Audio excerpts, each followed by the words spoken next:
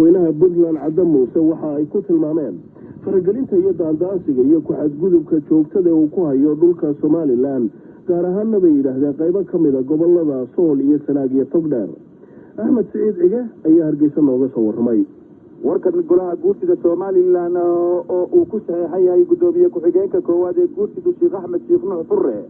waxaa lagu sheegay oo kale in wixii hadda ka dambeeya waa sida hadalka loo dhigay ee aan Somaliland u dulqaadan doonin waxa uu Generaal Cabdi Muuse uu ka wado ee uu faraha kula jira bay yiraahdeen hadda magaalada Laascaanood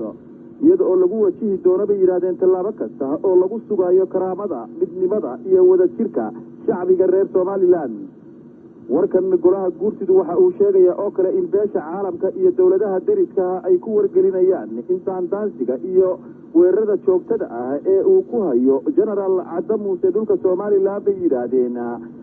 ay dhalin karto colaad iyo xasilooni darro hor leh oo ku soo korodha geeska Afrika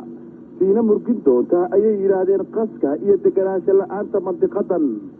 golaha guurtida Somaliland waxay xukuumadda Somaliland u soo jeediyeen in ay ku dhaqaaqdo istiraatiijiyad hor leh oo ku wajahan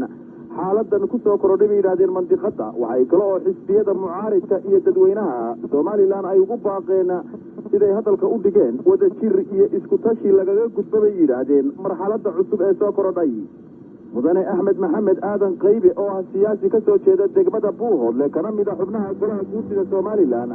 ayaa ugu baaqay dadweynaha deegaankaasi in ay ku fara adeegaan nabadgelyada ay haystaan bay yiraahdeen isaga oo madaxweynaha maamul goboleedka Soomaaliyeed ee Puntland Generaal Cabdi Muuse u soo jeediyay in uu ka joogsado in uu yimaado Buuhoodle maadaama arrintaasi ay dhalinayso dagaal aanay shacbiga Buuhoodle u baahnayn. madaxweyne Cabdi Muuse oo hadda ku sugan magaalada Laascaanood ee gobolka Sool waxa booqashada la sheegay in uu doonayo in uu ku tago degmada Buuhoodle ee gobolka Togdheer ay khilaaf ay ka dhaxdalisay madax dhaqameedyada Buuhoodle oo qaarkood BBC-da u sheegeen in ay iyagu madaxweyne Cabdi Muuse ku marti qaadeen Buuhoodle inuu yimaado halka madax dhaqameedyo kale oo isla Buuhoodle ah ay diideen martiqaadkaasi inuu yimaado.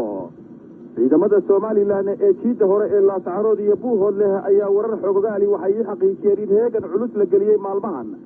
laakiin ilaa iyo haatan xukuumadda Somaliland wax war ah oo rasmi ah kama soo bixin. Ahmed Saciid Cige BBC Hargeysa. warwar weyn ayaa marar fara badan laga muujiyay